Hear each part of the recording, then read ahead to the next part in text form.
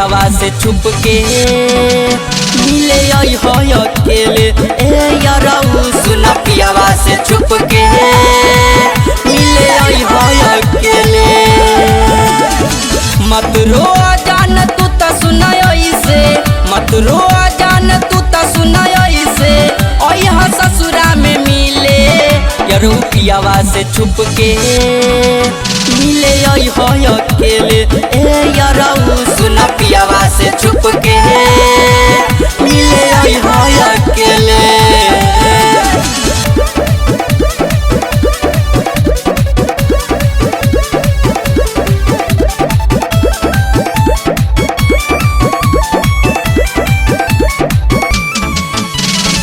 नहीं सुनेला कौनो बतिया मिलल पिया कसाई हो जब हम करी ले तोहर चर्चा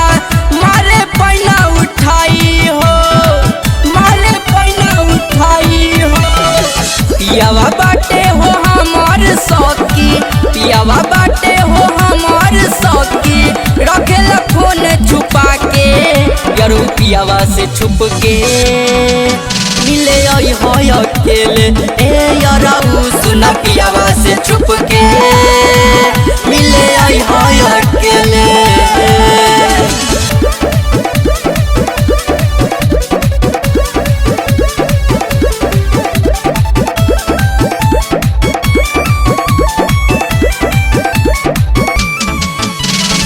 राइटर लाल बिहारी सुना हमारा कर तमिले हो जंगल से जदि आईबा घर में रख देवे खिड़की खुले हो रख देवे खिड़की खुले हो। पिया बीरू जाई 10 बजे घर से पिया बीरू जाई 10 बजे घर से तबे आई हो तू मिले यारू पियावा से छुप के मिले आई हो अकेले ए याराऊ सुन पियावा से छुप के मिले आई हो अकेले। मत रो जान तू त सुनाय ऐसे मत रो जान तू त सुनाय ऐसे और यहाँ ससुरा में मिले यारू पियावा से छुप के